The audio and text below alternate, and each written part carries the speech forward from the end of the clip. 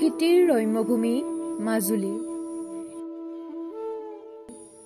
এসময়ত আহোম ৰজা আৰু গুৰুজনাই প্ৰতিষ্ঠা কৰা ইতিহাস প্ৰসিদ্ধ সত্ৰসমূহত মেটমৰা সম্ভাৰেৰে আজিও যাদুঘৰ পৰিপূৰ্ণ হৈ আছে।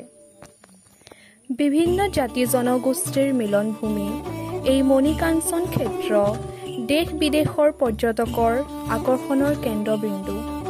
সত্ৰীয়া সংস্কৃতিৰ প্ৰাণকেন্দ্ৰ মাজুলীৰ সত্ৰসমূহৰ ভিতৰত চাৰি সত্ৰ অন্যতম।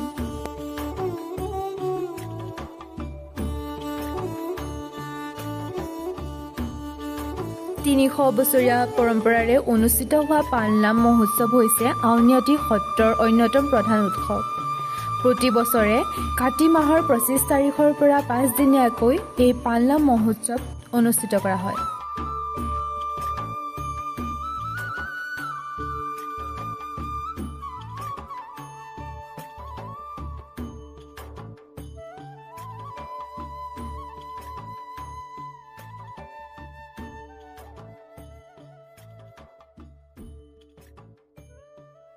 আউনীআটী সত্ৰখন প্ৰতিষ্ঠা হৈছিল ১৬৫৩ চনত।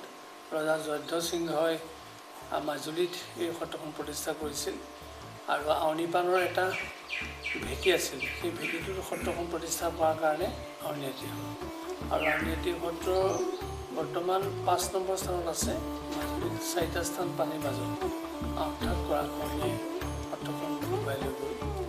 আৰু এই সত্ৰখনৰ মানে ১৬টা শাখা আছে অসমত, উত্তৰ গুৱাহাটীকে ধৰি। আৰু উপাস্য দেৱতা গোবিন্দ মহাপ্ৰভু, আমাৰ ৰজাই যি গোবিন্দৰ নামত সা-সম্পত্তি মাতিবাই দিছিল, গোটেইখিনি তেওঁৰ নামত উৎসৰ্গিত। সেয়ে আমি গোসাঁই ভকতসকল আচলতে ৰখি আহে আমাৰ আচল মালিক গোবিন্দ, আৰু গোবিন্দৰ নামতেই শ্ৰদ্ধা গ্ৰহণ হয়। মাজুলীৰ আউনীআটী সত্ৰৰ মণিকাঞ্চন ৰংগক্ষেত্ৰত প্ৰতি ২ বছৰৰ অন্তৰে অন্তৰে অনুষ্ঠিত হোৱা সদৌ অসম ভাওনা সমাৰোহ এতিয়া শ্ৰী শ্ৰী আউনীআটীৰ সত্ৰৰ আন এক উৎসৱলৈ পৰিণত হৈছে। এইবাৰ ১৮ জানুৱাৰীৰ পৰা ৩০ জানুৱাৰীলৈ শ্ৰী শ্ৰী আউনীআটী সত্ৰৰ মণিকাঞ্চন ৰংগক্ষেত্ৰত অনুষ্ঠিত সদৌ অসম ভাওনা সমাৰোহস্থলী জনসমুদ্ৰলৈ পৰিণত হৈছিল।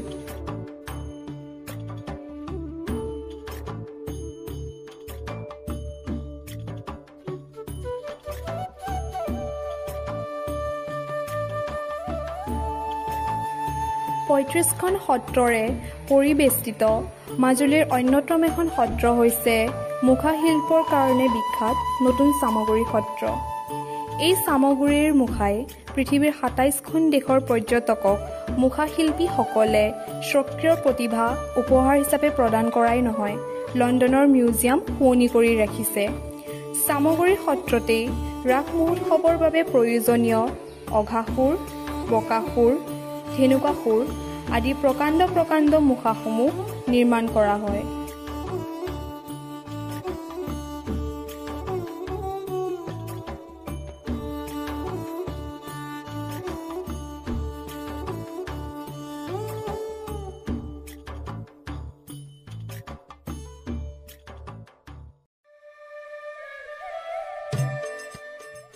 গৰুডৰ মুখা আৰু ৫টা পৰ্যায়ত এখন মুখা এই শেষ হয়।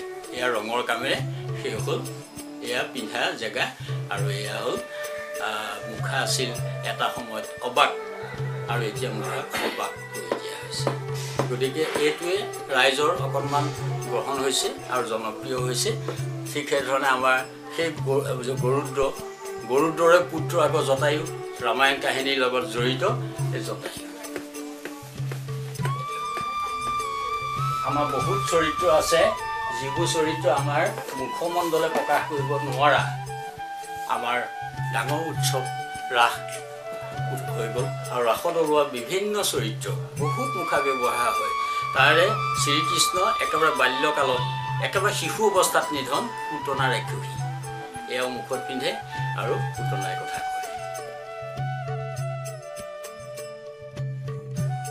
মাজুলী কেৱল পৃথিৱীৰ সৰ্ববৃহৎ নদীদ্বীপেই নহয়, মাজুলী হৈছে পৌৰাণিক সম্পদেৰে ভৰপূৰ প্ৰকৃতিৰ বিনন্দীয়া সৃষ্টিৰাজিৰ অন্য এক উপহাৰ। শ্ৰী শ্ৰী দক্ষিণপাট সত্ৰ 1654 চনত প্ৰতিষ্ঠা কৰা এই সত্ৰখনিৰ যাদুঘৰটো দেশৰ ভিতৰতে ব্যতিক্ৰম। দুটা ৰজাই তামোল খোৱা বঁটা, তামোল খাইছিলে বঁটা, এই দুটা ৰজা প্ৰবাদ মতে এই লাঠিডালৰ সহিতে বৰদুৱৰীয়ে তৰালখনৰ চিকটি ৰখি থাকে। জানে এইটো ৰজা ৰাজঘৰীয়াৰ প্ৰতীক। আৰু এই লাখুটিডালৰ চাৰিওফালে সোণ খটোৱা আছিলে। এই মাত্ৰ দুপাহ আছে, বাকীবোৰ প্ৰবাদ মতে মানে এৰুৱাই লৈ গ'ল গজালবোৰ। এইটো হ'ল ৰাজভঁৰাল। দক্ষিণপাট সত্ৰৰ ঐশ্বৰ্য বিভূতি থকাৰ বাবে ৰাজভঁৰাল, সেইকাৰণে ইয়াত লক্ষী নাৰায়ণ থাকে। আমি লক্ষী পূজা আৰু দীপাৱলী ইয়াতে পাতোঁ, সদায় বন্তি জ্বলাওঁ। আৰু এই 6টা হাতী দাঁত আমাৰ সত্ৰৰ নিজা হাতী আছিলে প্ৰায় 200 বছৰ আগত। বৰটোপো আছে আমাৰ দুটা, এইটো এটা লগত 10 কেজি ওপৰত হ'ব। বাতি অসমীয়াই চাহ পানী খায়, অসমীয়াই জলপান খায় বাতিবিলাকত। এইটো আহোম ৰজাৰ দিনৰ কাঁহৰ লতা, তেতিয়া পিয়ৰ কাঁহ, ৰূপৰ বুলি ক'ব, ইউনেস্কো নাম্বাৰী। এইবোৰ আহোম ৰজাৰ দিনৰ ঘড়ী, এইবোৰ ইউনেস্কো নাম্বাৰী ঘড়ী। ইয়াত পানীটো দি দিয়ে, দি এই ফুটাটোৱেদি টোপালটো গন্তি কৰে। কিমান টোপালত যাৰ পাল পৰিব, মানে ঘণ্টাটো দিনে নিশাই ৰজাক মাৰি শুনাব লাগিব। সেইকাৰণে গোলাঘাটত দিয়া বংশধৰ আছে বাতিপৰীয়া উপাধি, মানে বাতিটোত পৰ দি থকাৰ বাবে বাতিপৰীয়া। ব্ৰিটিছে নিৰ্মাণ কৰা এইটোৱে হৈছে মাজুলীৰ প্ৰথমটো পকী ঘৰ। এই ঘৰটোতে ইমান বছৰীয়াই একেৰাহে জ্বলি থকা অক্ষৰ বন্তি, আহোম ৰজাৰ ৰাজত্বকালৰ পৌৰাণিক সম্পদসমূহ সংৰক্ষণ কৰি ৰখা হৈছে। লোকবিশ্বাস অনুসৰি বিশাল সম্পদৰাজিৰ সুৰক্ষাৰ দায়িত্বত নিৰাপত্তাৰক্ষীৰ পৰিৱৰ্তে আছে এহাল বগা বিষাক্ত ফেঁটীসাপ। শ্ৰী শ্ৰী দক্ষিণপাট সত্ৰৰ যাদুঘৰৰ ভিতৰৰ সম্পদৰাজি দেখিলে দেশ বিদেশৰ পৰ্যটক বিমুগ্ধ হৈ পৰে।